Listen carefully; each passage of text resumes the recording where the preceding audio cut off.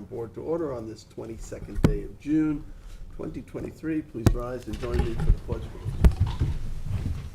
I pledge Allegiance to the flag of the United States of America and to the republic for which it stands, one nation, under God, indivisible, with liberty and justice for all. Please remain standing.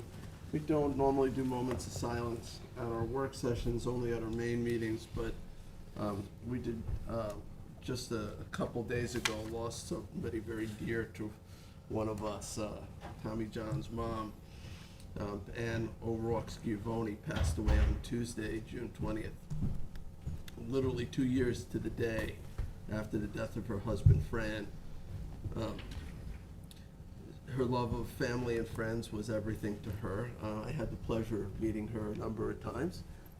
She was a dynamic woman, full of grace and humor, and I know a very loving mother to you, Tommy John, a great, strong and inspirational woman. So I know it must be a tremendous loss for the Schiavone family to lose somebody like her, and we will on next Tuesday, we'll honor her once again with a moment of silence. The wake will be Monday, June 26th, 4 to 8 p.m. at Yardley and Penal Funeral Home at 91 Hampton Street in Sag Harbor. The funeral is scheduled for Tuesday, June 27th at 11 a.m. at St. Andrew's Roman Catholic Church at 122 Division Street in Sag Harbor. So, all of our condolences to you and Andrea and the Schiavone family, and let's join together for a brief moment of silence in her memory.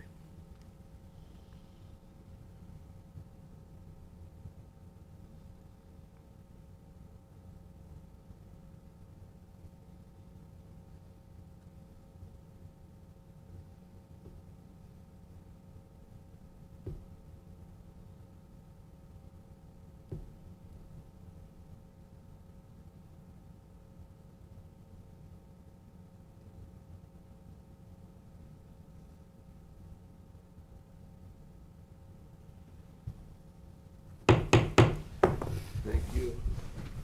Thank you, Supervisor, and thank you to the board for that thoughtful moment of silence.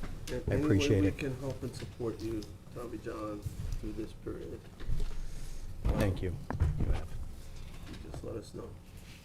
Okay, so we're going to start with agenda review. We have a meeting coming up on Tuesday, as I mentioned, the 27th. And it'll be an evening meeting, 6 p.m. here at Town Hall. It'll also be hybrid. Hopefully we'll have the hybrid system working. System is working. All right. So we have only 3 hearings scheduled, which is good. Public hearing to amend Town Code Chapter 283, special events in order to enhance enforcement ability, clarify definitions, and restructure application procedures. Second public hearing amends Code Chapter 31220 to designate no parking on the center median of Maryland Boulevard in Hampton Bays. And the third is a public hearing on enforcement action at 6 Ashwood Court, North Sea, Southampton, to remove hazardous accumulation of material. And any questions about those public hearings? Just a note, we're obviously still gonna have that public hearing on 6 Ashwood, but I don't think we are going to need enforcement action, because it appears that the property owner took care of everything. It's cleaned it up? Yep. Okay. Well, maybe the threat of enforcement action was enough to Sure, there was a motivation. All right, and then we move on to resolution. So Rick, do you want to read the first? Sure. Resolution 800, 2023, resolution authorizing enforcement action at 1 Squires Pond Road, unsanitary condition water supply. Town Board Resolution 801 of 2023, a resolution of adoption amending Town Code Chapter 312-62 to implement a parking by permit only pilot program at Wildwood Lake Park for weekends and federal holidays, Memorial Day, Juneteenth, Independence Day, Labor Day from May 15th to September 15th for a 1-year period. And I think Yeah, if I could co-sponsor that, please. Sure.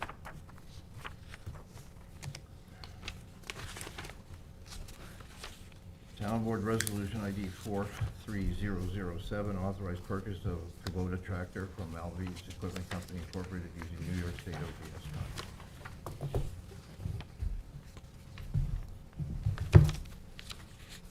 So next, 43618, authorized purchases from Milbourne Sales Company, Inc., doing business as Milbourne Flooring Mills.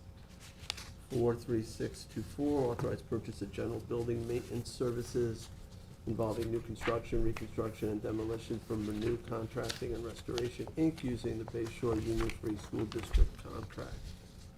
Town Board Resolution ID 43620, authorize the supervisor to execute a lease agreement with Quadient for a DS641-INT2SE folding inserting machine. I'm not quite sure what that means. Mail, I think. Oh, it's for mailers. Town Board Resolution ID 43605, to authorize the supervisor to sign a 2023 extension with Palmanock Environmental LLC for private or municipal markets for the disposal services of municipal solid waste. 43623, authorize the supervisor to sign a 23 agreement with Munistat Services, Inc.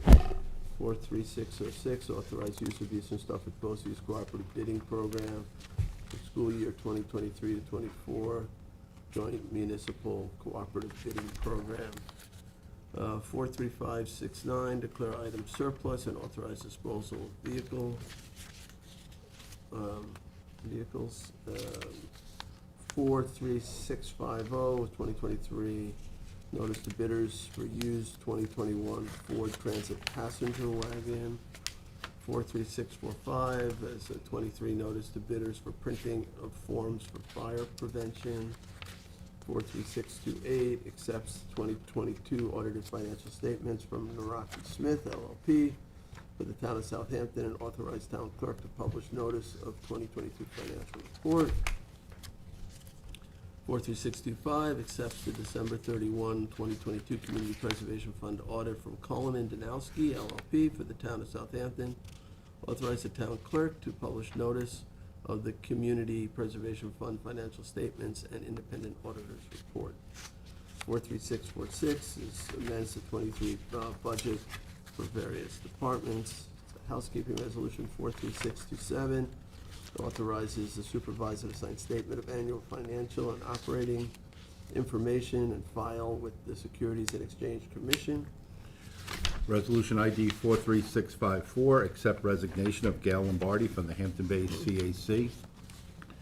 Resolution ID 43655, accept resignation of Margaret Friedlander from the Hampton Bay Civic Advisory Committee. Town Board Resolution ID 43634, resolution authorizing intermunicipal agreement with Southampton Village for use of the LRB pursuant to Town Code Chapter 143-14, Cooperative Agreements for Administration and Enforcement.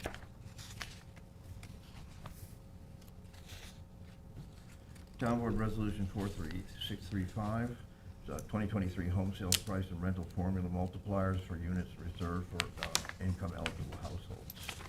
Can I just go back, Rick, on Margaret Freelander? I know she stepped down as chair. Did she step off the committee completely? Yes. Okay. Let's do that.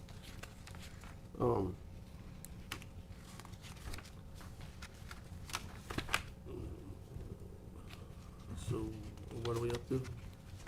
We're Page up to the 26. next one, which is Town Board Resolution 43647, authorization of cost reimbursement waiver for Friends of the Big Duck tag sale fundraiser at Blue Barn on July 1st, 2023, from 10 a.m. to 5 p.m.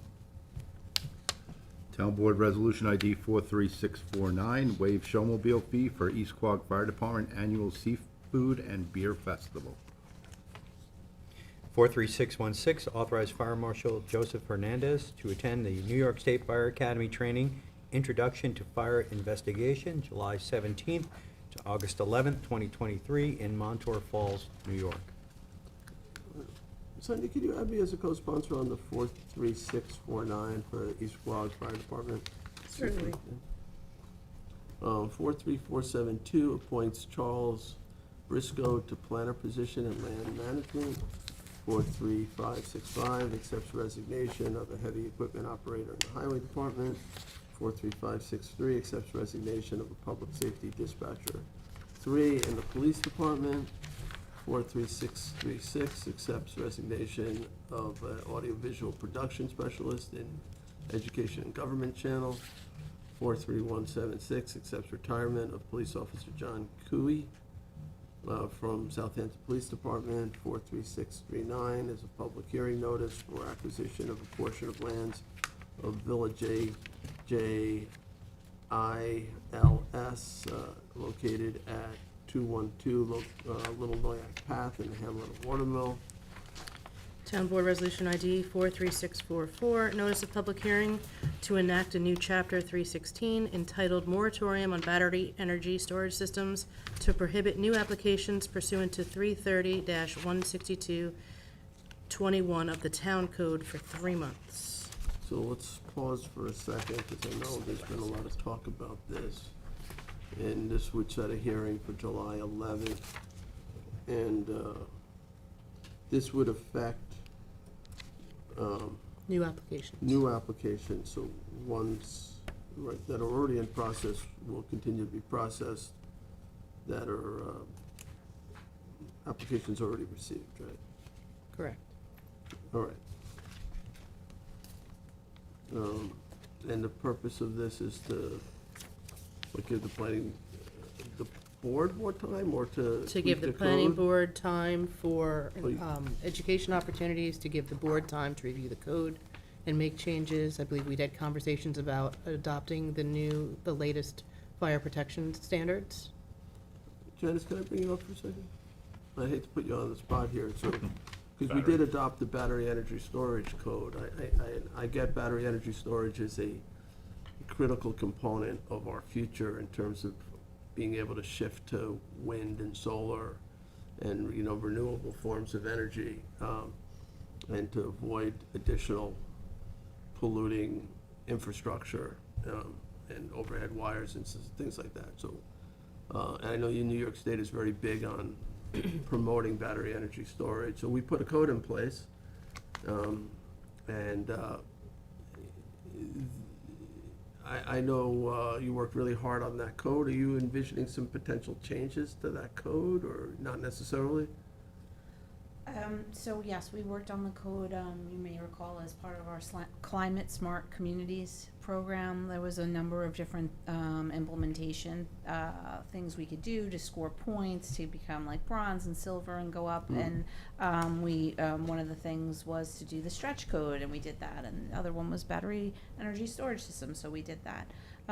In the interim, as you know, many people became concerned that we didn't look at enough, information to make everyone feel that this is a land use that we can be comfortable with. So we are gonna go back and look through it again, and make sure that we cross all our T's and dot all our I's. And people say, how can you put it here or there? It really has to do with energy consumption, and storing energy is not, we're not, none of this was ever intended to construct Chernobyl here. We're trying to create just battery storage to store energy from the grid and handle the intermittency of renewable energy. As you know, wind and solar, it's not always happening at this, I know it's when we not always reviewed windy it. or it's not always sunny. So the batteries store the power. When we And reviewed the original zoning, I know we approached it as a relatively benign issue. well, the good news is that battery storage, when putting aside for a moment the safety considerations, and when you consider battery storage as a land use, you don't really have, the comings and goings. There's no Once traffic. it's in, there's no traffic, there's no, intensification. It's just on and storing energy. However, when we did implement the code, we did talk to our fire safety personnel and people like that. And so now there have been new national, in the wake of different things happening nationally, there may be new fire prevention codes that we can adopt or we can put in place that we would have conditioned anyway, but we can take a look at that. We can go back to our fire personnel and emergency personnel and make sure there's no. There seems to be two dominant different battery energy storage systems. There's the lithium iron phosphate systems and the lithium ion systems, and they seem to be very different in terms of their thermal properties.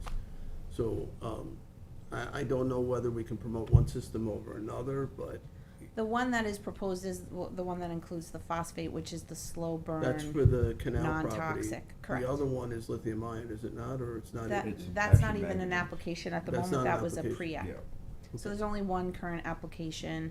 Now, can we make that better, more safe, scaled down, moved over? Can we work with it? The question is, there's, we don't want it, but then there's, well, what are the reasons why you don't want it? The locational standards in the code today take into account, staying away from certain things, opportunity areas, avoidance areas.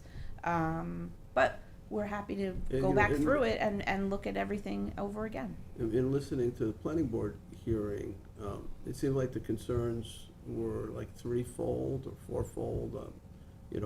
Thermal concerns, fire prevention seemed the big one, groundwater, and noise seemed like the main concerns. I never, in reviewing the code, I didn't think that batteries really made a sound, but I guess there's some cooling involved, so. But the code does have provisions for decibel levels, Yes. correct? It's all special exception use, and the question is, so special exception means it's not necessarily permitted only if you can meet these standards, right? So you enacted certain standards, and we did work with the NYSERDA, their guidebook. We created our own internal working group, and we looked at those things. We said in the code it cannot exceed noise standards today. It has to be in a location identified as an opportunity area. Why is it an opportunity area? And the current one is because it's just adjacent almost, to the substation, and you're not losing energy. And the east side of the canal is very important to us to have batteries, because Sure. of the intermittency and the fact Well, that in reading we have- some of the more scholarly articles on lithium iron phosphate, they're, considered non-combustible and non-toxic, which is very different from the testimony that I was hearing at the point. Like, I think there may be some education that needs to happen within the Well, you're community. the chemistry expert here, and Well, I don't know more if so I'm an than me, expert. but I I have would a say, yes, degree in there's- chemistry, there's- but there's plenty of information out there. I'm trying to find lithium iron phosphate installations that currently exist, so I can talk to people in those communities. But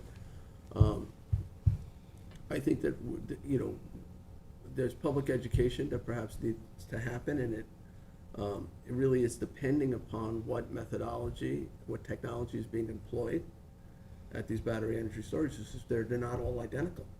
Right. So, And Janice. particularly the ones that are manufactured to UL standards, in particular, that UL standard, the 850, the UL standard and their testing regimen are the things that actually control that. And I know this particular system that we're talking about right now was tested under those standards, so that, getting as part of what you're talking about. well, if we're gonna have a moratorium, I just wanna make sure we're basing it on, correct information, factual information. And, if the planning board feels, or if you feel as, the administrator, that the code may need some revisions, and we don't wanna have additional applications finalized, that would be reviewed under the current code, that's one thing. And I think that's important, and we can look at, the scale perhaps, and whether, we had said residential areas were appropriate. Maybe if it's over a certain size, maybe in residential areas it's not appropriate. Maybe they need to be in commercial or industrial areas. But I think those things can be looked at. Right, it wasn't, the residential side of things was in locations that had fit those other criteria as well. So it's not just, this is, open to anyone. The idea was that the special exception for larger installations may or may not be, because we have a lot of sand mines that are in residential areas or like quasi-industrial uses, and that's where that opportunity part comes in. So it's not just like We have a lot of we're putting them utility in the middle of your infrastructure. neighborhood, we're putting them in, even though it's residentially zoned, the parcel has certain characteristics that make it available like an Right. industrial parcel. So, but we can look at that, like Like we're, utility we'll uses look at whatever you are want. often in residential areas, the power stations, wellhead locations.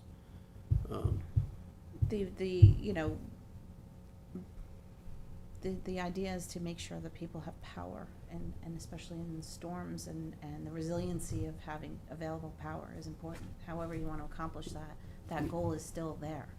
Well, we have a goal, right? We're trying to move off Try to- of non-renewables. Right, and, there's a cost avoidance when you create battery storage, because you're not bringing out all that infrastructure and all that from fossil fuel plants. But when you have a planning board that's not comfortable with it and a public that's not comfortable with it, you're going to face every application that comes before the planning board with this level of, mistrust. I think from a trust standpoint, taking 3 months and saying we're going to look at the code and we're gonna make sure we adopt the latest fire protection codes and we speak to our first responders again, and, go through all of these steps, and, maybe 50-foot setbacks to residential properties don't make sense for large-scale systems. There's certain things I think we can look at, and I think everybody needs a level of comfort. Otherwise, we're just gonna fight this battle over and over and over again until everyone's comfortable with it. I'm not saying everyone's gonna be on board 100%, but right now, I mean, if you're reading the letters that are coming in, people No, people are scared. very scared. I mean, talking about selling their homes. I mean, Yeah, no, I read it. I got to watch the hearing too, so. But a lot of it, I think, is based on information that would be applicable to a different type of system, the lithium ion system, rather than the lithium iron phosphate system. So I just want to make sure that Or magnesium, which is. people are reacting to factual information. So we need to start there then. We need to know what the batteries are, type of batteries being installed there. What Which we did. what is the We know. catastrophe, if it does catch on fire, how is the suppression, how is the fire department trained? And We do have a last- meeting and- coming up with yeah. all of those folks to ensure that, yeah. Well, And this and doesn't lastly, affect that what are the property. gases that come off this? Are they toxic, and so on, if something does happen? Those I are the mean, questions. we the can bulk ask of the them to questions. like do different things like liners for stormwater, so that they're, nothing's going into the groundwater. We can look at, making sure there's hydrants or fire suppression. Sound barriers, um, berms, or sound Sound, walls? sound you- is not just on the site when you're in the middle of it. Sound has to do with where you're at the property line, just like light, right? We go from the property line, because that's where, we always say 0 foot candles for lighting can't spill off the property, drainage can't spill off the property, noise can't spill off your property. So it's the same for everything. So we can look at that as well. Janice Any is- other thing you want us to look at, we'll look at it. Thank you. When we adopted this, a lot of these discussions were had at the time, and we did discuss the National Fire Protection Association standards. These are national standards. By the way, this is a professional association of firefighters in the United States. They put out standards for these things. Our code currently references those standards. Yes. Right, so anything that gets put in, whatever the thing is, it has to abide by the NFPA current standards. And those standards for all things are evolving, right? We learn new things did about say dry or as cleaners and amended, gas yeah. stations and all kinds of, and battery storage facility, and their standards would probably change as operational procedures change as well.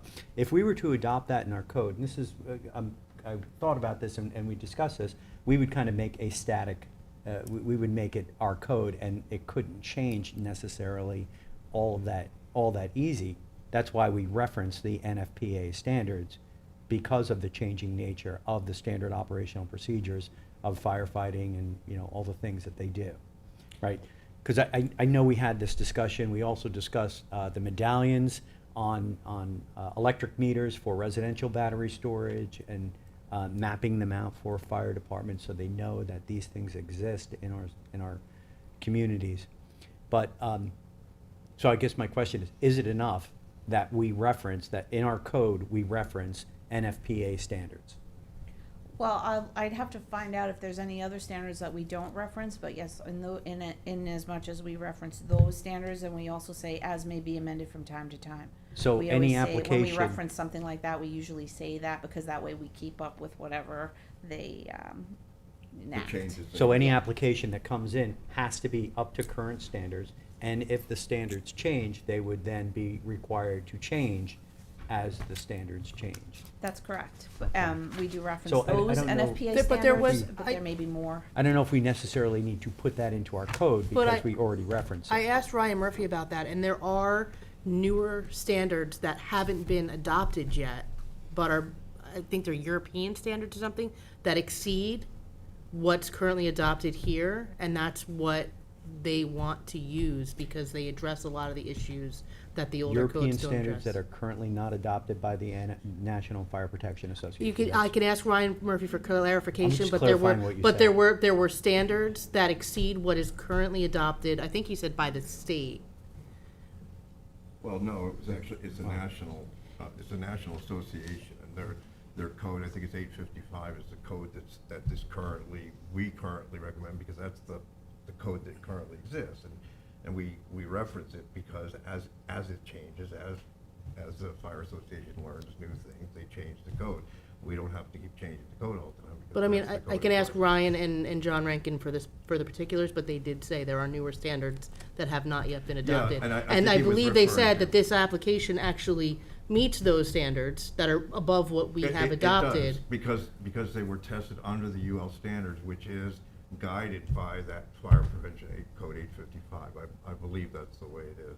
And that is the standard now. There's an attempt to get that actually as a national code at some point, but in the meantime, that's what the reference, I've had. I think similar those are the conversations. codes that he wanted us to adopt. Yeah, and that's what exists Or right now. reference. That's reference, exactly. All right, so. So I actually want, not really a question, but I'm gonna use my opportunity as a question to make a statement, because we talk about all the technical details of this, but I also wanna point out the reason why we're doing this. You know, we're a coastal community, and we have geologists up and down the southern coast right now testing for saltwater intrusion. We're starting to see the effects of that.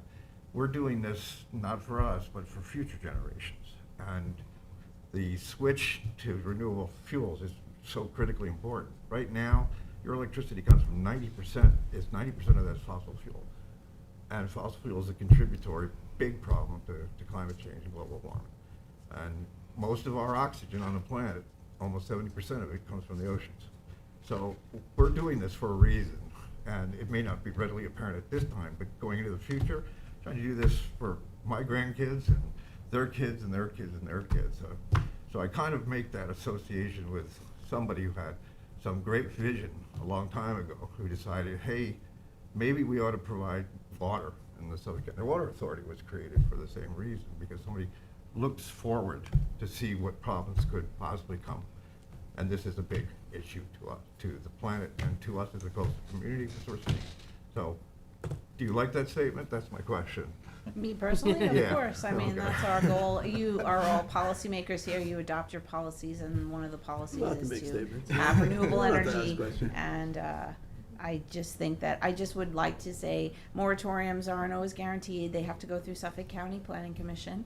And people do need to understand, like, if you, the purpose of the moratorium is to stop, tinker, tweak, and then have it on the books again. The idea that you're not necessarily looking to repeal battery storage within the town is an important point, I think, so we manage expectations. Because if you repealed it and you don't, the moratorium is like, nobody wants battery storage, we should get rid of this. I think it has more to do with, let's make sure we do this in the safest possible way, that's the least obtrusive, and that's the entire point of zoning. Well, So this- that's really all we can do. This, as written, affects future applications, not current applications, right? You have. The way that it was written is that the current application can still continue because they made application in good faith under a code that you adopted, and they're looking to move forward. the planning board can Now, can process the that. planning board, approve that with conditions or make them change things? They have that right now. You don't need, they could add conditions right now. But what you're saying is the door is shut, you cannot come in for 3 months until we make sure this is ironclad. Anyone else cannot come in and make an application. That's what a moratorium is. It's like a stop period where you cannot make application. Normally, it's your right to make an application. You're saying you cannot make application for 3 months So it seems under like this this code. is a somewhat bifurcated, so there's two pieces here. One is that the planning board needs to understand the technology more, and they could be doing that now, they could be educating themselves. They are. The other piece of this, and I know that they are, the other piece of it is whether our code is sufficient to address community concerns. And that's something that the moratorium could allow us to potentially modify the code before the next application comes in. So, Right. all right. So Janice, is there somebody from the national organizations that's setting up these guidelines that could actually come speak to us, to the planning board, to the public, you know? Yeah, we found some groups that we can, you help us with the educational piece, and then we can reach out. Right now, we're having sort of an internal roundtable with our fire, and safety, folks, and some PSEG people to come in, you know, internally with the building department and just look at it and make recommendations. Fire marshal, like, let's just look at it holistically and make recommendations, and then we can bring, the national level, to the table and ask them, you know, lessons learned, what should we be doing that's different, you know, show them our location standards, show them the parcels, you know, throughout the Sure. town that may be eligible, and get some recommendations. Mostly we say in our code, being near a substation and being, you know, sort of in an industrial situated setting is preferable to being like, you know, a farm in the, you know, view shed of everybody, you know, or like a woodland or something that's a wetland, or, you know, we're obviously not gonna put it in certain places, but in places where Don't they need to be near the substation, substations? yes, they do. There has to be an interconnect point. There And is that's one of a the- tremendous amount of loss of energy as you go away from the Yeah, substation. farther heat. How many of the villages, do you know how many villages in the town have a battery energy storage system code? I don't, because they're separate jurisdictions, I don't think any of them do. Well, I can kind of answer that, because there's a confusion sometimes. We use this acronym BESS. Basically, what it means is battery energy storage system. But it can range in size tremendously. Chances are, if you see a house with a solar panel on it, they most likely have well, no, I wouldn't say most likely, but it's likely that they would have a battery storage system for storing their power that they don't make during the day, because they have solar panels. They store it at night for nocturnal use. And those are like 8,000 watt systems, and those are the same batteries. Lithium phosphate batteries, the same battery that's used. And we have an energy code for a battery code for that, for residential installations as well. So they're pretty ubiquitous. But you know, people, when you start to talk about size differential, you know, like this system, I think is a 100 megawatt energy system, 200 megawatt hours, which is relatively small compared to some of the other systems that are installed in other places. But, you know, I just want to make it clear that there are many homes with solar panels. Right now in the United States, it's like, what, 4%, over 4%? I just make the distinction because I Like think people in the hamlets 2 million feel homes, like 3 the million villages don't allow things that they don't find, you know, wanting in their community, and so the hamlets generally get all of these utility type of things because the villages simply don't zone for them, don't want them. Well, that's possible. I can't speak for the villages, but I just want to go back to the criticality of this. Nobody, Without and this, and for that's the other thing our too, is I citizens- don't think even well, the people that came up and spoke against it, they all understand the need, and they all preface by saying, like, we understand the need, we're not against this, they're concerned. And I think taking a that's pause to reasonable. address their concerns. That's reasonable, but I also think it's important to understand how critical, what kind of criticality we're talking about going into the future. And that's a big deal. As a coastal community, I'll go back to that again. We're experiencing things that nobody seems to realize that we're experiencing right now. And it's really important. It's important for future generations. So, you know, as I said before, technology's evolved. That's, you can't wait for it to evolve to something. It evolves because you start doing it. And you learn from those things. I mean, even the space And station honestly, has years and lithium years ion. ago, we participated in a microgrid study here in the village, and we had, you know, looked at how could this village here that we're sitting in, because town hall is a big part of the village of Southampton as an employer, as people doing business here, how would we be able to be resilient and switch, they call it island mode, and you go on to like a battery situation during a storm period, and this all came out of Hurricane Sandy when, generators were causing lines at the gas station, right? Like there's only so far you can go with a generator until then you run out of gas and then you don't have Right. that ability. So batteries play a role in resiliency, I think is what the councilman is saying here. And so I agree, we'll look at however you want to look at it, make sure, but at some point, we should really consider, if this isn't the right spot, then where is it that you want to put it, and how does that done in a way that's most sensitive? I just know that we did a lot of work on that code over time, over the years, a lot of work. We And- followed NYSERDA's guidance every step of the way, Yeah. and we did reach out, but I can understand the concerns, so, we're not objecting to going back and looking at whatever you want us to take a look at, and just with the understanding that we're not, I heard a lot of the comments too, and it sounds like we don't want this at all, and I just wonder, where are you going with it if you don't, it sounds like we do want it, we just wanna make sure we do it and it's placed in a place that everybody can Right. get behind. Right, so on that, where is the next closest one of this size? Is it in Brookhaven, is it upstate? Where are these systems to scale with what they're doing in Hampton Bays?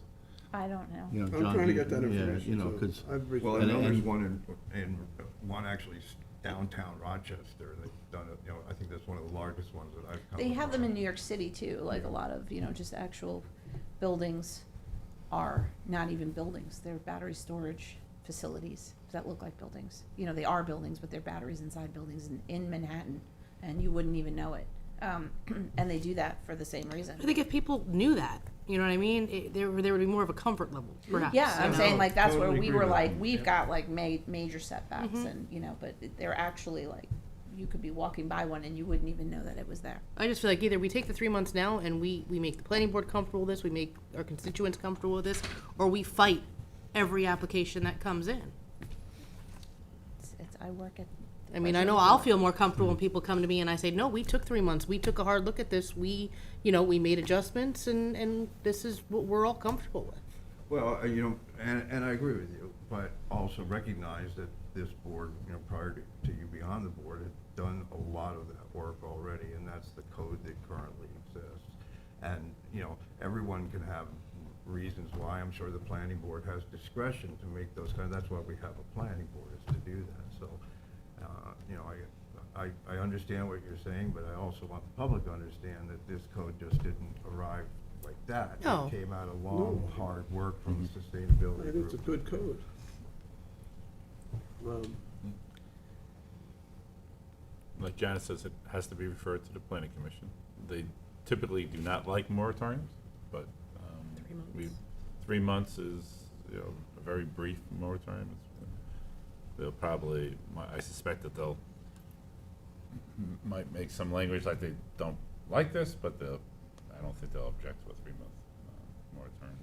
Well, by the Let's see. time you have a hearing and it's adopted, I put October 31st, but it would be like 3 months, but it may be less. I don't really know what the recommendations will be, if they're, Janice, how they'll work if out. the Long Island Power Authority, they have a substation, let's say they wanted to add batteries to their property, or LIPA on any of their properties wanted to create battery energy storage, they're wholly exempt from our zoning, aren't they? That's correct, because they're a public utility, Well, we got- quasi-public yeah. utility, right? They're not, So we just have to be careful too, that we're not gonna force all these things to, be done by LIPA on their properties, or, we like them to be on properties that we can ensure. we have some control, There's some regulatory control, control over it. yes. And we can require certain things, visual screenings and things like that. If LIPA, in New York State sort of goes the route of, we're just gonna do it on exempt properties, then we have no regulatory control. Yes. Well, it's also good for us in that, we're getting ready to launch CCA, and part of that is CDG, which is Community Distributed Generation. And, it's important that these kinds of facilities are available to store that energy that we're talking about, that we have some discretion over that as a town, as opposed. But also, it allows us to put systems where we have interconnect points, because that's part of what LIPA does, is charge us to hook up, to put that renewable energy into the grid. And it becomes a leverage point. There's a cost associated with it, but there aren't very many, because this grid is pretty saturated to try to find interconnect points. So that's another reason I think that the town should be able to opine. The one last thing I'll say is, assuming we can address, or the planning board's able to address all the the community concerns and get factual information out there, there are some benefits besides, the obvious global, addressing global warming. Community that has battery energy storage, potentially when there's a power outage, and your generating capacity is down, or the transmission capacity is down, that community for 8 hours or so potentially will have power. It's like having a generator in your community, where other It's actually beneficial to the community to have that, yes. Yes. And I sound like a broken record, but I'll keep saying it, is that part of TCA is to lower our cost per kilowatt hour. We're paying, Right. as a municipality, we're paying the 4th highest price per kilowatt hour in the country. That's a lot, particularly when we have middle income, fixed income, and low income folks where that is actually substantial to their total operating budget of their homes. And that's really the goal here. And to do that through renewable sourcing, the battery is critical to that chain. Right, because eventually it's sort of like a, we call it ISO, and they're you're So Liz, storing we'll- energy when it's I have low one price more and question for using it Janice. when it's Okay. peak power times. And then So, we'll yes. move on. We have 3 more resolutions to Okay. discuss. Thank you for being here. I know you're here for something else. I just We came have early. you up here. So, thank you. Sure. So just to underscore, LIPA could put one of these battery storage facilities on their substation across the street, and they would not be subject to local zoning. That is correct. Okay. Why, and then Important to somebody know. say, well, why don't you just let them do it and not do it here? Well, I think Because that they might probably happen need to is- expand the substation as well, because of the fact that everybody is consuming electricity, and when you store it in a way like that, it's more economical, and not everyone can afford a Tesla battery wall in their basement. Mhm. So the people, like the regular people on the grid, get the benefit when you do a battery storage system like that. All right, so, thank you. Thank you. All right, Thanks, Janice. so the next resolution is 43640. It authorizes acquisition of development rights at 771, part of 791 Sagaponic Main Street, part of 135 Gibson Lane, 26 and part of 60 Daniels Lane, Village of Sagaponic, and amends the CPF management stewardship plan to include those properties. That's the Topping Horse Farm, I've mentioned that. Not the Swan Creek property, but the one on Daniels Lane. 43656 authorizes the acquisition of lands of Shorts Pond Associates, Marcia Held, Jane Held, Linda Held, located at 264 Geyer Road and 1160 Scuttle Hole Road in the hamlet of Bridgehampton, New York, and amend CPF management and stewardship plan to include the property.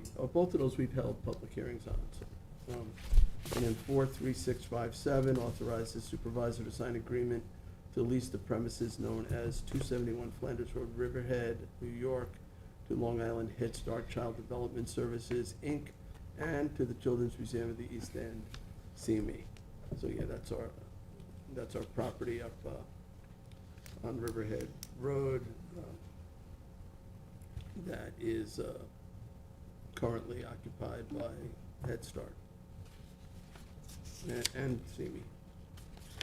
All right, anybody have any questions about anything on the agenda? No, just to say that my mother's funeral is on Tuesday, and I will not be here. So, in the morning, but Um, lots of stuff. Or this is 6 This is PM 6, meeting? Yeah, Mhm. it's 6. So you, but you. I'll try. No, No.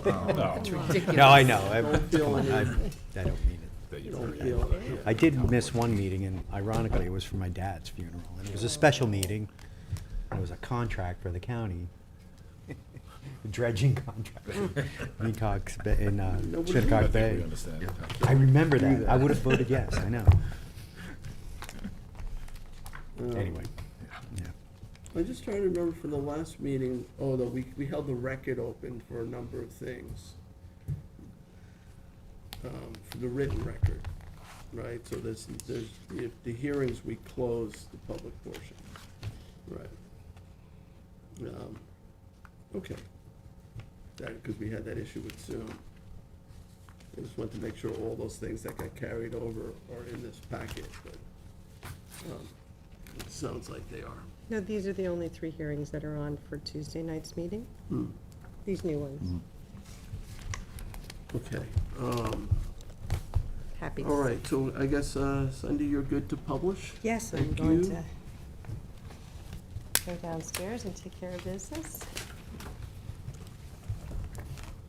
Thank you, Sonny. All right, My so we're gonna pleasure. move on to our next topic, which is the Riverside Sewer Project, Town Law Article 12C. We are joined by Janice Shearer, our Town Planning and Development Administrator, Kathleen Murray, Deputy Town Attorney, Glenn Marchese, former Controller, now an independent consultant on several projects, including the Baldy Riverside, Ball. the Riverside Sewer Project. So, this is something we've been working on for quite a while, and I think we're making some progress. So, Janice, do you want to introduce us? Sure, I just wanted to provide a brief update about where we are to date, and that is that we have just re-upped our application to Environmental Facilities Corporation. They are the lending arm of New York State, and they've been instrumental in helping us through this process. When you go on the intended use plan, you file all this information through their Plus system. The engineers have to give them uploaded an engineering report, and this then allows the state to prioritize who they're funding. And there's an annual list, and there's an intended use list so we've been on the annual list, so that each time we're closer and closer to being ready. Intended use is sort of like we have this idea, but annual is like we're moving towards shovel ready, and that's our goal. So we re-upped our financial information, which Len has been helping us with, and he's been instrumental in understanding how we would be able to do this. In looking at it, we broke it into 2 phases, which you have a map. This is on our website under the EAF Part 1. The map shows 2 phases, because the whole thing is approximately $47 million, and so if we did one phase as $25 million, get everybody online, and then move out to the second phase, it's more economically feasible. The other thing I just want to bring your attention to is that we did receive the $5 million from Senator Schumer's office. We're working on getting the actual money to be given to us. There's a whole application after the application, but that's a congressional appropriation, I guess, for you. So we're working on that, the $5 million. We did request $10 million from the New York State DEC for water quality, and we were not given that money in the last round, but the new round is now due in July, so we'll be asking again.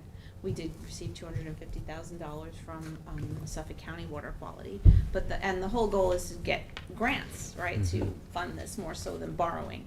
But the biggest thing is that we were able to go through the value engineering process with EFC, and because this is an economically disadvantaged community, we will be able to borrow at 0%.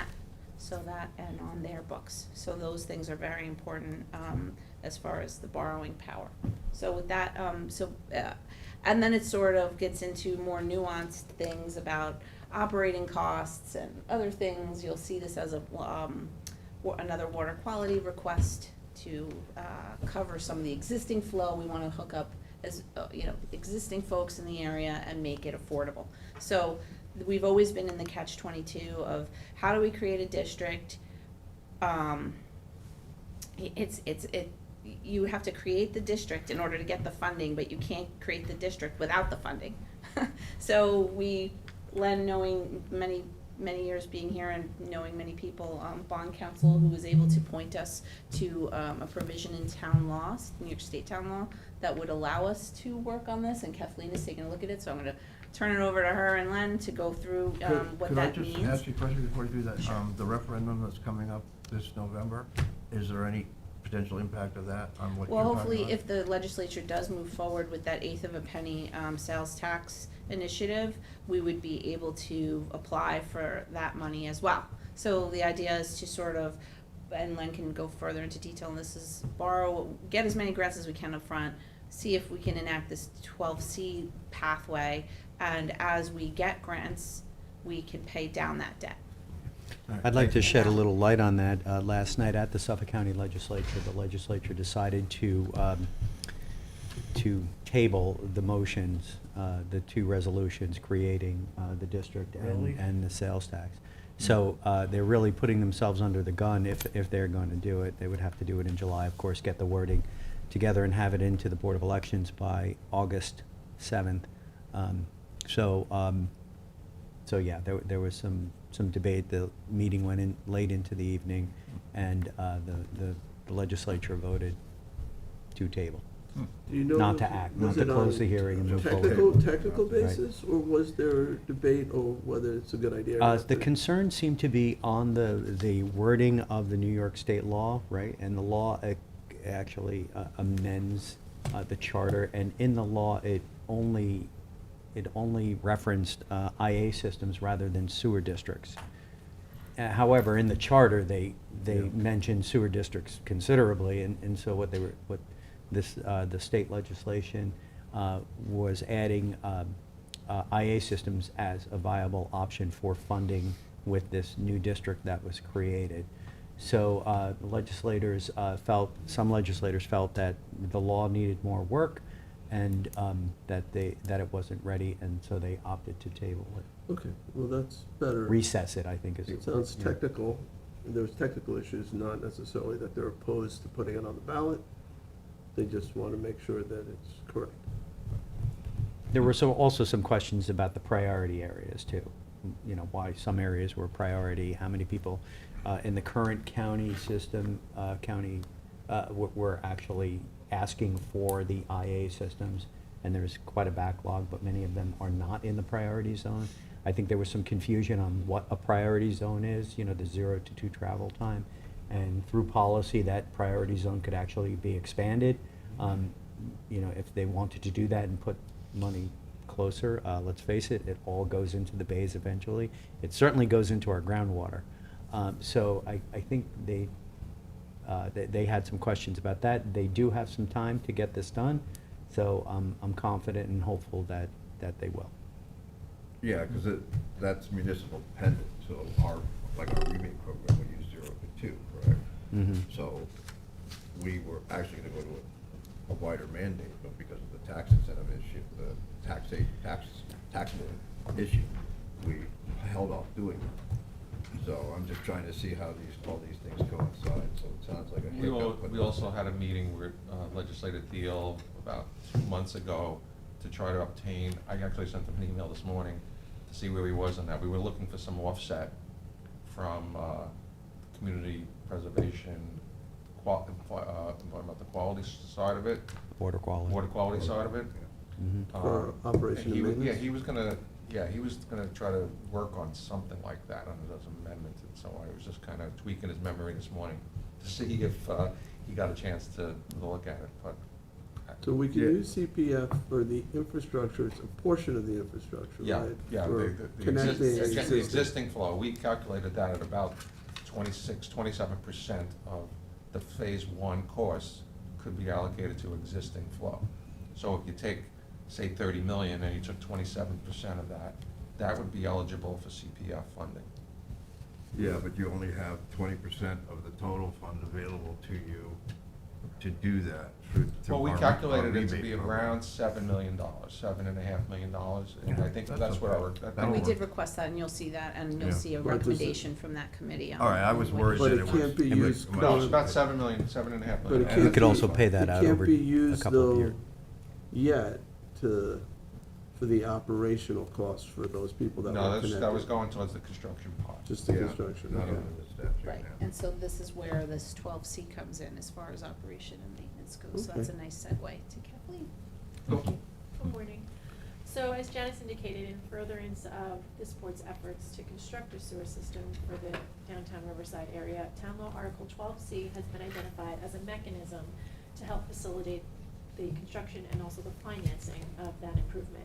So I'll briefly go through the steps that would be involved if you utilized Article 12C, and more particularly, it's Section 209Q of that.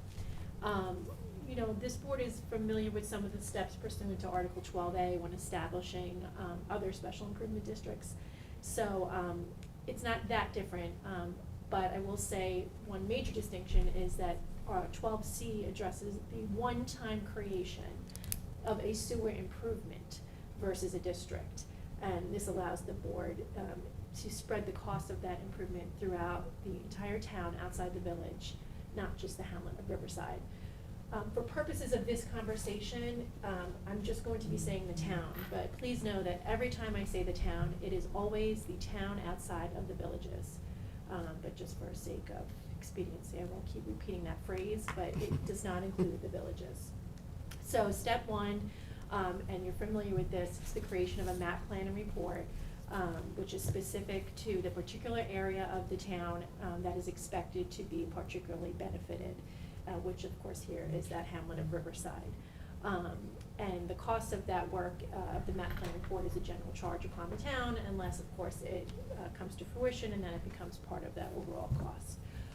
I believe that we already have engaged Nelson Pope and Voorhees to work on a map plan report when we had talked about a sewer district. So they'll be amending that, and you will see a resolution. I'd like to recall and amend that to make it specific to this purpose, but we're kind of already on our way in that respect. They've also done it pursuant to the SECRA provisions.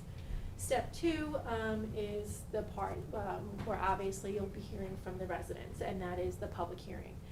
The order calling for the public hearing must include a description of the sewer improvement, a description of the boundaries of the benefited area, which again would be the hamlet of Riverside, the maximum amount proposed to be expended for the improvement, and the proposed method of apportioning the costs of such improvement. That allocation is at the discretion of this board, and the proposed method of financing the improvement, which would be, of course, a bond, but certainly hopeful that a lot of that is supplemented by grant monies. If any part of the cost of that improvement is borne by the town outside of the villages, then that's an ad valorem tax. You could tax the benefited area either on ad valorem or a benefit basis. I think it's probably best to do ad valorem so that it's easier for the bookkeeping and the comptroller's office, but that is within your discretion. Does everybody on the board know what ad valorem is? Hopefully, okay. Okay. So after the It's public okay. hearings, the board may adopt a resolution, again, you've seen this before, authorizing the sewer improvement, and finding that it's within the public interest to authorize that improvement. The resolution is not subject to approval from the state comptroller's office unless the estimated expense of the improvement exceeds 0.1% of the full valuation of the real property in the town outside the village. And I understand from your town comptroller, Dorothy Godlewski, that that's about $40 million is your 0.1%, correct, Len? $41,730,000 to be exact. So it's under that. So it's under that, particularly because we are talking about phasing here. And I'll get to that in a moment. If any portion of the costs of that improvement is spread amongst the town outside the village, which would be what we would be proposing here, then it is subject to a permissive referendum. You could, on your own motion, put it out to mandatory referendum, but there are many difficulties I would suggest that come with that, because you would have to basically provide a voter registrar of all of the people who own property within the town who are eligible to vote. So remember, in your special improvement districts, and here under the special improvement, under Article 12C, it's not just who can vote that you would find. It's not where you reside. It's not like a BOE. BOE could give you that list. You have to actually create the voter registrar, because it's only those people that own real property that could vote. Only those people on the deed. Corporation only gets one vote. Trusts have to be looked at individually to see how that trust is aligned, to see who gets a vote. So there is some more difficulty that comes with identifying who could come to the ballot and vote. Thereafter, I'll just propose some further considerations for you. A sewer improvement, which is what this will be, is a town function. So the board is going to be responsible for the management, maintenance, repair, and operation of that improvement. And the cost of that is a charge upon the town outside the village. You could offset some of those costs with user fees against the benefited area, but just know that that is townwide, and that will be a responsibility of this town. Now, Just Kathleen, when you say it's a Yeah. responsibility of the town, we don't have to manage it ourselves, right? We can bring in another entity to manage. sure, you Okay. could. But we're ultimately responsible for it. The Okay. cost of that, right. And at some point in the future down the road, once this improvement is withdrawn, once this facility is constructed, then you could propose a sewer district in your, downtown Riverside area, and then that district could lease from the town the facility. And you could enter into a lease for up to 40 years, and so then that would help pay for the operation and maintenance. So that's kind of a secondary step. And would that But- require a vote within the district boundaries of the Yes, local? so then that would revert back to Okay. what you're familiar with, which is, that Article 12A scenario. Here, when we talk about phases, this is a big distinction in Article 12C and your improvement districts. Big distinction is the nomenclature. It's an improvement, it's not a district, and it's a one-time improvement. So I think the easiest way to think about it is a one-time large capital program improvement. The disadvantage to 12C, if you could call it that, is that it is that one-time scenario. Whereas under Article 12A, when you have your water district or your beach erosion control districts, you're able to go back after that district is formed, right? That district lives, it's formed, it lives. You're able to go back and do further improvements under Town Law 202B, which is somewhat easier, and you get to look at those improvements and say, okay, yes, we'll pass upon that. Doesn't require state comptroller approval. This is different. This is just one time. So after we do this improvement, if we want to do another one somewhere else, or it's phase 2, that again is the process all over again. So we do is it again. that process limited to what that improvement is?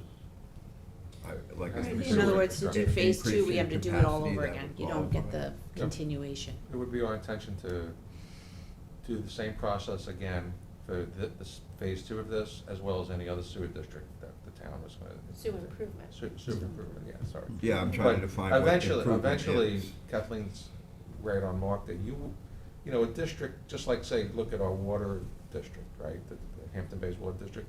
There's like ongoing stuff that needs to happen once you do the initial repair.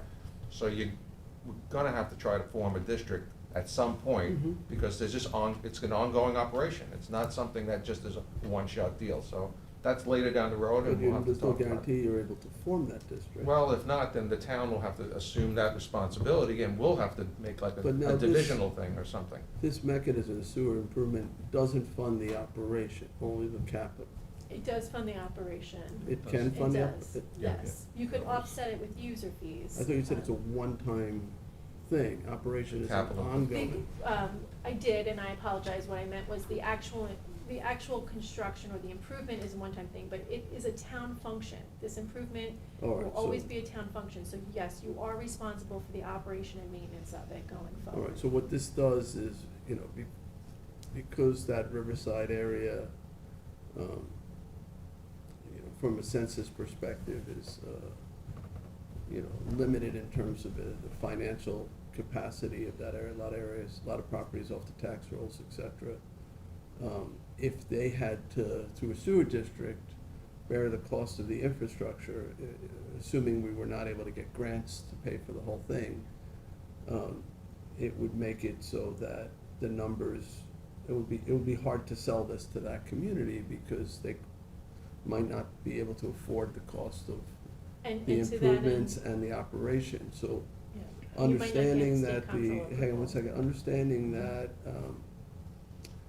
Reeves Bay, Peconic Bay is, and the health of that water body is something, and the Peconic Estuary in general, that benefits everybody. And so it's in the community, the town's interest to improve the water quality of this area, and also by having a sewage treatment, it will allow for economic revitalization, be able to address some of the blight in this area and improve the quality of life for the residents, not just this area, but for everyone. That there is a benefit townwide, even in the villages, but they won't have to pay for it, because of the way the law is written. So it's just basically a decision to spread that burden over a larger area. And I'm we'll be sorry. able to calculate based on an ad valorem, tax, what that might be, so that our residents can sort of make a decision whether, if it's just a few dollars a year to allow this economic development and this water quality improvements to happen, whether that makes sense to them. But it's also dependent, do we know what the capacity is as projected for this at this point? Yeah. So that's really your limiting factor, because as I understand it, who pays for it has to be someone who's receiving the benefit, correct? So, No, that's No, why that's we're the whole using this point, yeah. section of 12C. 12C means that you can create this as a sewer improvement, where it's seen as a town-wide, it's an improvement to our town. So everybody benefits. This Peconic Estuary is of national significance. It's locally but what important. about the people that may No, so- not be hooked up to it? No, well, they would be potentially taxed, like Yeah. some minor amount, like $10 to $15. I'm not sure the numbers, but They would be part of over, that only ad until valorem. Okay, it's not that's what forever I'm- either. It's So- only until that's done. Once they hook in, And and then you assuming create the we may district, be able to and pay then to hook these them people in. But pay. that's based on capacity, and I don't know what. Yeah, well, there- then there's it's a based on finite usage. capacity. But so when a new development, right, comes in and they want to hook into the system, where does, like, they obviously have to pay money to do that? Sure. Because they're tapping into a system that the taxpayers paid to create. Yes. Where does that money go? Does it Oh, go it back all to the goes- taxpayers? It goes back to that district. Well, it's not a district It's yet. gonna come back to the Improvement town area. until Yes, we, it comes until we, back. To get used to pay off the bond? Like, well, Yes, Yes, it's a reserve yeah. fund, it has to go back to that All the reserve money you fund, get, so you it's collect, exactly right. pays it off, and then eventually goes away. Okay, I didn't, I there's misunderstood. there's I two get parts it. of money though, too. So when, there's hookup fees to get into the district, but then once you're in, not the district, the improvement area, but it's envisioned that we're gonna have two sources of funding to pay for stuff, right? There's gonna be an ad valorem to pay for the debt service, and then there's gonna be a need to raise some money for the operation and maintenance. Right now, we're proposing a subsidy from the town outside of village, so that we can limit the cost of the benefited area to what's affordable, or what we currently deem as affordable to that area to pay on an annual basis for usage. So we think that somewhere's in the area between $200 and $300 a year for a sewer bill is affordable. So that's what we're targeting. So we're gonna kind of back into that number and say, well, in order to have an affordable sewer hookup for the current existing residents and small businesses, this is what the subsidy needs to be from the town. And so we kind of know that. It's about 500,000 for operations. And then we gotta figure out, based on the cost for the capital improvement, how much of that we need to do. And that's gonna be wholly dependent upon where we are with obtaining grants. So what you're gonna see us doing in the next several months is we're gonna be putting out an RFP to hire a design consultant to actually put together a full set of plans so that we can get shelf ready. And once, like Janice was mentioning, the closer we get to shelf-ready, the more inclined the state's gonna be to give us, to award us the money, because they don't want us to award the money, take up their money, and then we're 3 years out, well, they could use it right away, today, for another project. So when we have a set of plans, and we know we're ready to go next year, we'll be prime ready for that grant. And this community checks all the boxes to get all of the grants. The only reason we didn't get it this past round is what we've been told, is that we're just not there yet. We're not ready to get awarded, because we have to get the plans ready. So And that's where the we're- local basing that matching on funds census, are right? key to that, right? To Basing key to that get Well, a the lot of these state. grants don't require We have a matching big funds. problem with it. Okay, you go, then I'll go. Now, I'm sorry, she asked a question. Oh, excuse me. No, it's all right, but the local matching funds are key to getting the state Well, grants. it makes our application more attractive, because we have our own skin in the game, but they're not required. Okay.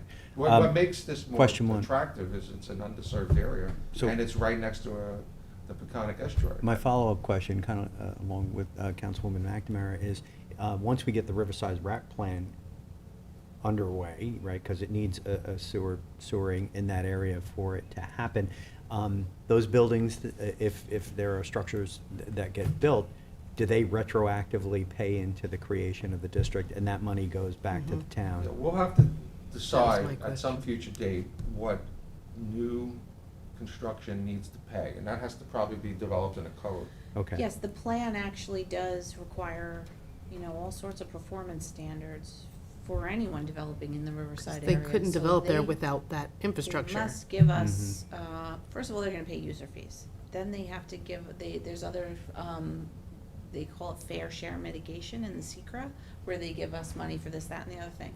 There's a certain point where it becomes, they aren't even able, we can't Right. do, we want them to get off the ground and it makes sense to actually build. So, there's only so much cost they can bear until they get underway. And now they're operating, they're flushing, there's people in there. So this is almost like a interim stop, like a measure to get that going, get the plant online and operating. And then as these developments come online, yes, they I'm- pay us back. I'm envisioning And then s- we enact a district, hopefully 51% are the people that would have to be voting in affirmatively to get there. And then they would, lease it back from the town. So there'd be all these financial arrangements to make the town whole. The idea of it is an interim step to get us over that hump, because Right. we're always in this operating and maintenance problem zone where we can't do it because it's cost prohibitive. Right. So the I'm cost- envisioning something similar to the water authority, when you hook up to the water authority There's a to a tap-in main, fee. a Yeah. tap-in fee, and then Yeah, they that's charge you very common with all sewer installation districts. over a number of years, not one shot, but Very over common. 5 years, you're gonna pay that. Well, the thing with this 12C, the For the boards at infrastructure. the time will determine in some future date, in 5 years, well, we want to lease this to the district, but we still think that it's only affordable at this level. So they can continue to say, well, you're going to pay us $1 million, even though the cost may be $2 million. And then the district might, as formed, pay the $1 million. So those are decisions that future boards will make on the economics at the time. So that was really the basis of my question before, was that I'm not very articulate because I'm not quite sure I'm understanding. When we look at CDBG affordability, it's really based on census data. So, and that's based on the established, I guess I don't really know how the government, the federal government establishes that kind of boundary. It's based on income, it's based on a bunch of other things. But does that affect the eligibility of the residents of that area who will be taxed, and the tax that they would be taxed for based on income, or is it flush across the district? Well, this area is obviously part of the town outside of village, so they would get taxed as part of the town paying for their share. So, for instance, if it's on an ad valorem basis, and say the town, at the end of the day, we needed to borrow 17 million, worst case scenario, we get no other money out from other sources, and we have to borrow $17 million net to pay for this improvement. The whole town outside of Village would divide that would be a capital project, where we would divide that by all of our residents, and they would pay that as part of their tax bill, whether or not we put it on a separate line, we could do a lot of things, but it'd basically be part of that part-town tax line. Right, because I didn't want to And so, pay. but these, let me finish this though. So then, these people, the folks that live in the Riverside area are in that district, so they would have a portion of that.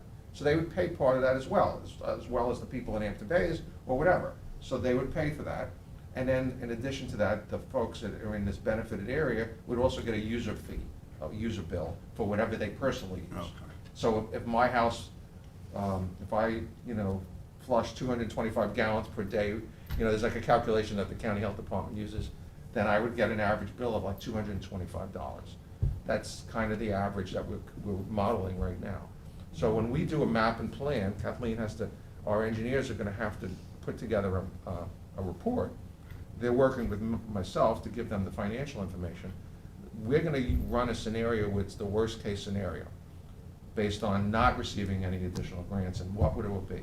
And then it will only get better from that, because we would hope that the debt service component would actually be very limited. Can you add a portion of anticipated grants or grant? I don't think so. I know it's Not- hard I- to say, That's what but. we- Well, that's why Article 12C really is the only mechanism legally, because what Right. the state will tell you is that you can tell us you've applied, but unless you have money in hand, you can't include that. That was my point with the And local we never have matching. money in hand because we're not there yet.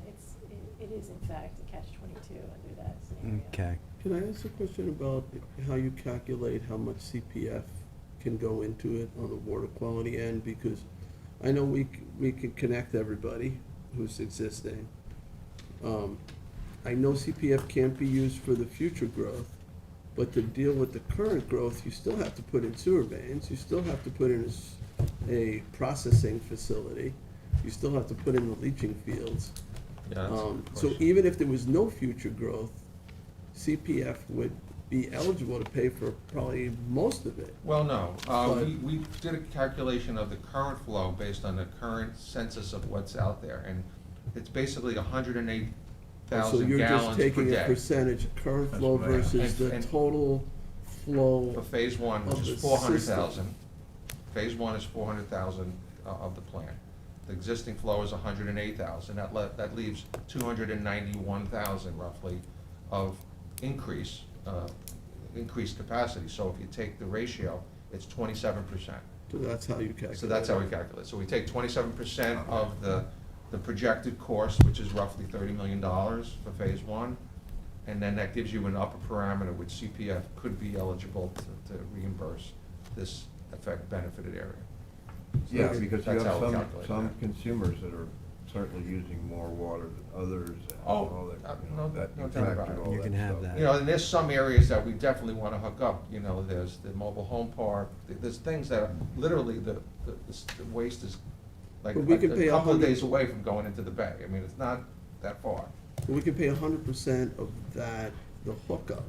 Yes, But we those can are- That's create a another thing. program separate and apart from And this that's not even in this. No, we haven't That's not gotten to even in that. the- We have to separately engineer the hookup costs. Right, so the 7 million you're talking about is not the hookup. This is a project. This is not, this is This gonna is just be the a- mains and the plant. This is the Yeah. mains in the plant, Right. and then once you build it, they will come. Then you hook people up, right? So it's, But the CPF can be used to hook up existing users. yeah, that would be our Yes. plan. And that's similar to you have experience with this with the East Quag. Yeah, Right. public So water, right? 7 we would million create is a toward the code and a mains, reimbursement program. But it for could that. be, And another Frank $10 is hoping million. he's not in here for hookup. that. Run A like hookup to the sewers is, we don't have, exact cost. It depends on where the house is located. But I don't think it's that expensive. I mean, It depends on the But see, infrastructure that's in its way. CPF can pay for it, yeah. so it's I don't not, think it's it's not gonna- income-based, right? We can No, hook it's- up existing. And in fact, we're gonna have to make, at the point when this mains are there, we're going to have to hook people up. I mean, you might have to pass a law that requires, I think even the This county does requires you to do that. Within 2 years of the sewers. Once the sewer is available, you have to hook up, Okay. because we need the flow. But yeah, so we wanna have that all, we'll have all that worked out and a whole program surrounding it, so then people go, this is, I can't deal with this, like, we'll have all that, Yeah, you'll worked out, so that Do they an don't have application to. and we'll, Or we may just do it in block by block could and just do it estimate it, get just so someone we to can do it. encumber Sort of the Suffolk money. Water So the Yeah, problem with the just do it current that way, it's CPF probably law, easier. as I understand, I could be wrong, maybe it's been modified, but if we don't encumber the money, the water quality portion Gets goes reabsorbed. back to Goes land back to land. preservation. Yeah. We need it in the water quality, so if we could encumber it, say that it's reserved for these future hookups, that yeah, maybe you would have to give us a an way to build up interpretation that of fund. Capital project. I mean, We can get- did, can we get did it- do that with East Quogue, you encumbered $4 million to do that from the onset of like January first, so that was just not even part of the water quality committee, like every, You may wanna do that season, they over get 10 a, years. And how add it much to it. are they Just dealing with? So we understand the time frame here too. So once we've got this, we get the certificate to start, we have it designed, we bid it, we put it out to bid, we've got a construction company on board. It's a 3-year process. I mean, so this is not something like you go like this. This is major construction, digging of mains and sewer lines, and then building the plant simultaneously. So it's a 3-year process. So over that time frame, that's when I think you can start to reserve. I mean, if you reserve now, you might not be tapping into that reserve for 4 years, so. Well, I mean, I'm hopeful there's gonna be a change to the CPF program, that we go to 50% water quality. We've had that conversation with Fred several times, because frankly, we're running out of land to buy, and we have a priority of water quality issues that we should be. That would be wonderful. Yeah, and the That'd be committee wonderful. actually has said to me, they're not, when we have big asks like this, then it takes away from the, all the other Being able to smaller equitably. projects Right. that come through, so, but we should, you're the one that will decide whether or not, the full cost is appropriate to. But like you you know. said before, I think you even said it before, this is a transformative project. I mean, this will Sure. change, once this is done, this will change the gateway to the Hamptons. I mean, it's not an insignificant investment. No, it's here. a big. This is a major thing. Yeah. Of course. Could you dig into the Suffolk County sub-watershed study and find out how many, how many parcels are sewered, are on cesspools only, and as opposed to septic? Oh, I- right I'm- on. You my- mean like pre-1973? Yeah, Suffolk County went A to lot. painstaking detail. They've evaluated every parcel in the county, and so that information is available. We did and- in our secret analysis Okay. look at that, And how it's many a lot. parcels are. 15,000 townwide, something like that. Well, this Okay, area is about for 500 this homes. district, For this for area, it's phase about one 500 and phase homes. two, I wanna know 500. how many of That's these about 500 parcels homes. have Percentage would cesspools hold, it would be only? Almost 60%. of that. Essentially a pollution injection system for the Peconic Bay system. I mean, It's you know, gonna, let's call it what it even is. if they have a septic tank, they're still injecting nitrogen Right. into the bay. Yeah.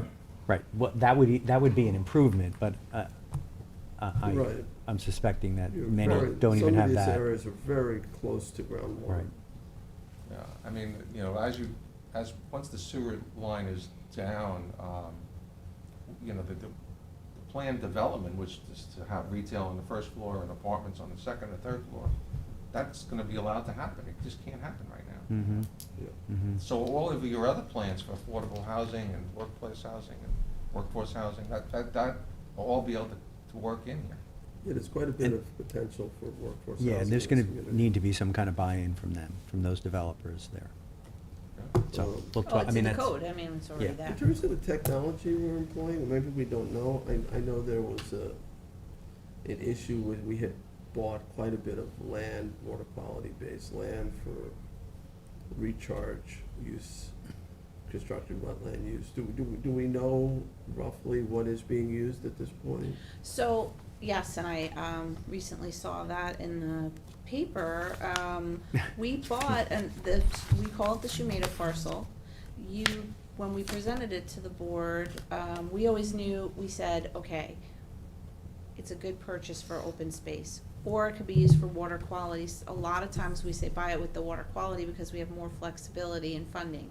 The idea was that the pipe would discharge clean tertiary treated water and irrigate the wetland plants that we would restore this dredge spoil area. This whole area was always dredged, and they would put the dredge material on these parcels, and the idea was that we would restore them and put the outflow pipe to that area and irrigate those plantings, basically. When we went through our value engineering exercise, that is still an option because of the fact that here on site, we have to see in this whole Riverside area, everybody's between a rock and a hard place because of the regulatory burdens in this location. So you have pine barrens, tidal wetlands, wild scenic recreational rivers, and tiger salamanders. Those are the big ticket regulatory limitations, so thank you. And so, this is why this area has historically never been able to get out from under these burdens. Not that they're burdens, because obviously there's an environmental sensitivity here. So what we've been doing is, in addition to saying, okay, and it's all in the secret analysis for anyone that feels like reading it, the idea was offsetting, like allowing redevelopment, but at the same time purchasing open space. So we've been doing that all along. So you purchased the Shumeda parcel with the idea that this is great for an assemblage. We own the property next door. This is river, Peconic estuary, beautiful place. All we were gonna do is possibly outflow pipe to it, which is tertiary clean water.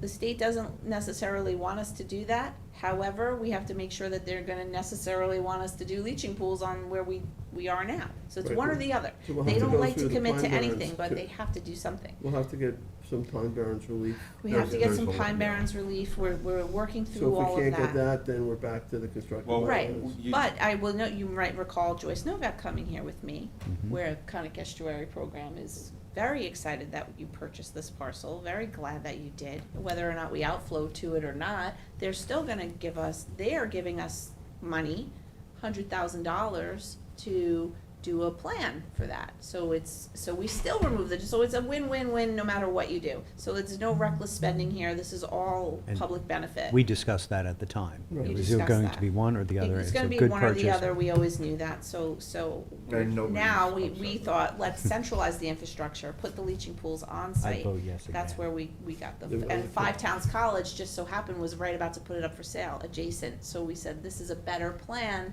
let's pursue that, and that would save us some money. It doesn't mean that you should not have used the regular CPF or the water quality for that other parcel. Mhm. Oftentimes, this happened recently in Watermill, we say, maybe you should buy it with water quality or open space, like depending on the public will and what's going on, and then you make a decision. So Right, this is This not gives you unusual. more options in the future. Yes, And The we one kind of town- do that on a regular basis. I You think did. the last meeting, I think you folks amended a contract with Nelson and Pope so that they can do the test borings. So we actually still don't know if that is acceptable, I think. we think it is, we think it should be okay, but So- we're still in the middle of like, yes, to Franca, I was explaining this to them and saying, the state would rather us keep everything localized and not offshoot, but that doesn't mean that a different state agency is going to agree, so we have like 4 different agencies within the state who have to approve all this. So that's where we seem uncertain, like we don't know what we're doing. We do, we have to get that approval. And It's a long and satisfy process. everybody and all of the requirements. Very, very complicated. I'm glad you brought up. With a lot of players. I'm glad you brought up Franca. It was well received. I know Councilman Martell was there and Councilwoman McNamara were there. Their only question was, will I live to see this into fruition? I mean, they were very excited and, This is yeah. my task, I'm gonna get this done. Len has been instrumental because the financial Yeah. piece is the hardest piece because Key. you can't overly burden an area that's already having financial difficulties. So we're trying to figure out an equitable way to make this work and then still make the town whole after it's done.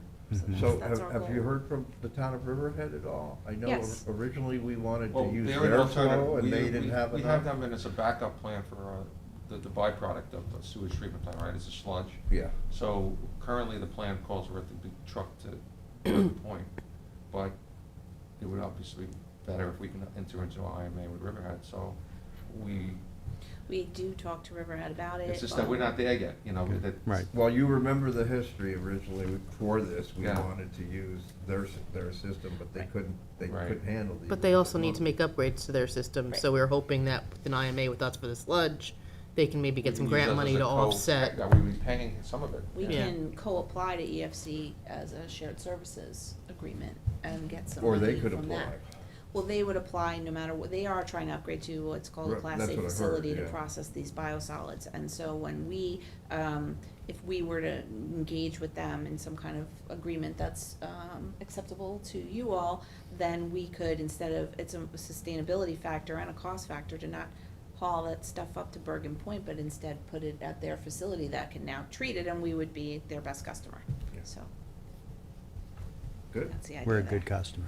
We pay on time. So. Except Zoom. Nothing. So what about just giving the overview of the next steps and stuff like that? So, So. we'll see you in a couple of years when we come back down. Well, hopefully not. No. You'll be hearing about this in the water quality No, realm. the- So First Nelson of and all. Pope will be revising, based on a meeting, an internal meeting that we had with them a few days ago. They'll be revising that map plan report to reflect this different approach. It's almost form over substance, but still, it's meaningful. So they'll be revising some documents, and then once they're prepared to turn over that map plan report, then, I'll come back to you all and let you know that we're going to be noticing a public hearing. In the meantime, I didn't put it on the agenda, and with your permission, I can add it on, because I wanted to have this conversation first, and that is just that we did do a lead agency coordination, because we're doing a supplemental generic EIS for this, because in the original SECR, we didn't have the specifics of where we were gonna do this and how we were gonna do it. As you know, now it's becoming more and more granular, so we got, we coordinated lead agency. You may have seen correspondence on that from the Pine Barrens and the county and others who said they didn't mind you being lead agency Right. again. So that resolution would come forward where you would assume lead agency and issue a positive declaration, which is the process for SECR, and then under that, all this analysis falls, so. I'm good with it. Okay. And simultaneously to the map and plan, we're gonna be putting forth the resolution to either hire an engineer to help us do an RFP for the engineer, because the design engineer with this, it's a very, our town engineer can't, it's not in their realm of scope of practice. Yeah. So, STP plan. It's highly specialized. we need to put an RFP together to get an engineer that is gonna do the actual design of this plan. And that is another big step, so we're gonna kinda do that together. Yeah, like 100, the goal is to get to 100% design. We're at like 30% design, and then we went through this value engineering exercise, and so now taking all this together and understanding what that means, we would then put out the specs for someone to do the full design. And we're funded. Yeah, and Yes, we I'm have, I'm you've glad we allocated preserved $2 our million design. of previous CPF. I'm glad we preserved our design options by acquiring certain pieces with water quality funds, so that we have the ability to figure this out, so. It, I think it's a that's lot of moving important, 'cause parts, those but parcels would certainly be good open space parcels if they're not used for water quality. We would have purchased them one way or the other, so. right, and with the most recent purchase of 5 towns, we were able to, the way the plant was situated before, the offset lines were going onto private property, and that really impeded their ability to redevelop. So now we're able to turn it and shift those boundaries, you can see it on the I map, see it. Mhm. onto our own town property, and then that way There's a lot this of buffer per, space there too. Yeah, There and is the next door some- could There is one of those develop. lines that is still on private property. yes, but that's minimal compared to what it was. Yeah. It was like across the whole thing. And so that's just, a basic buffer. Yeah. So it shouldn't be terrible. It would be like a drive aisle or something at that point, Yeah, but before it was like wholly on their property, and yeah, that's like the main not setback cool. area is wholly on our properties. Yes. Oh, you might wanna mention the easements that we're gonna have to be coming back to, so Yes, so in all this, where, it's like, this is All just one over of the again. Another million thing things, now, there's so a we lot need of easements. complications, but there's some easements that we need to secure in all of this, so that, force mains do, sometimes go across private property, and we wanna make sure that we have the legal instruments to be able to, A, put them there, and B, service those, mains when we need to. So those, we had some drafted previously, but then with these shifts, they've moved. So we just need to accommodate that, which we also have a, That's really change order. typical for Yeah. projects like this. Yeah, so Yeah. we'll need to then get those appraised, once we've identified them with the needs and bounds, the To surveys are purchase done. those easements. And then we wanna purchase those easements, so or Jim's have there. an agreement with the state is Yeah, one of the okay. identified properties that, and Jim was working with the DOT, gentleman to get some agreements from them for a pump station, which is like 20 by 20 area. So we're working through all these issues and more. Jim's a pro at these easements, so. Yeah. Good. So that's gonna But- be part and parcel of Haven't the done work for engineering. easements, now all of a as sudden, well. that's all I Okay. talk about is easements. Yeah. Right, that's what he used to do for what the state. Right, so, thank you. Well, you don't know what's underground until you dig a lot, so that's one of the reasons why that's so important. All right, so we're good, everybody had all the Yep. questions answered, correct? Thank you for your work All right, and thank your you. It's continued very work on Complicated this. stuff, but Yeah. I believe it is moving forward nicely. Thank you. Thank you Have a all. nice day. Thanks, guys. Thanks, guys. All right, so.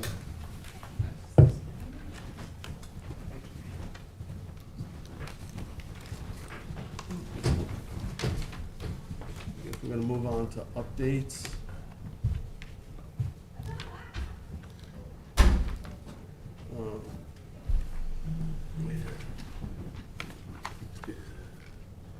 I don't have much to report, so, Jerry Silla, who's the supervisor of Shelter Island, lost his wife, on Wednesday. Yesterday, at 67 years old, Veronica Siller. And if anybody's interested, Tuesday, June 27th at 10:30 is the liturgy of Christian burial at Our Lady of the ILRC Church on Shelter Island, and interment following at Our Lady of the Isle Cemetery. And of course, Monday is the opening of the Heart, the Edie Windsor Heart Memorial, Monday, June 26th at noon. I don't think we have a rain date, so let's hope that We have a tent. we have a tent if we need it. And you know, there's still lots of opportunities to purchase hearts after that point. That's just the, you know, the initial opening.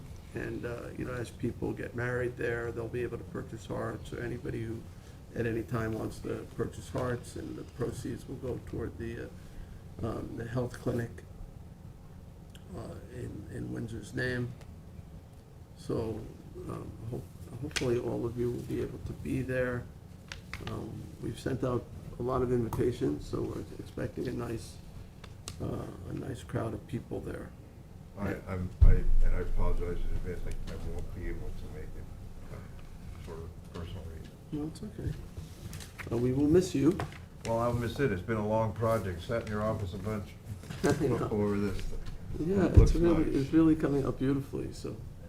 While I look to see if I have other updates, you guys are welcome to chime in here. Anybody have anything they want to report? Nah, nothing this week.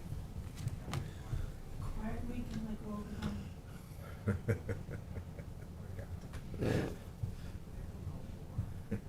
Anybody? I'm sorry, I'm just getting that in Any my calendar. Juneteenth things to report? I did go to a couple Juneteenth events. I've been out of it. Well, we have a tentative date for the Andrea Spilka ribbon cutting, but I won't give it to you yet, but just sort of remember that it's sometime in the third week of July. Well, you know, last night I was at the Suffolk County Water Authority, did a water talk on conservation and other things. It was a Rogers Memorial Library here in the village. It was nice. I offered some opening remarks and ended up answering quite a number of questions about water quality issues. most of the questions weren't about potable water, they were more about, you know, the effects on the bays and harbors of pesticides and other, you know, and fertilizers and septic systems. But, the Water Authority was there primarily, you know, their focus is really on the drinking water that they supply and making sure that there's adequate water for fire suppression. So, but it was good, it was a good meeting. Anything else anybody has? I don't. I guess we're in for quite a bit of rain. It's needed, fortunately. So, all right, so we have executive session items. And let me just take a look at what we have for exec. Confidential, legal, and. That was last week's. Yeah, there's always confidential legal. It looks like we don't have CPF. We do. Yeah, we do. You're looking at last Yeah, we week's. went through all of them. Let me get you the right one. Here. So we got, all right. Second page. Do I have that? I must have that. I have it there. I'm looking at the wrong one. All right, so we have confidential legal, we have personnel, and yes, CPF acquisitions. So I'll make a motion to end our work session and go into executive session on those items. Second. Seconded by Councilman Bouvier, all in favor? Aye. Aye.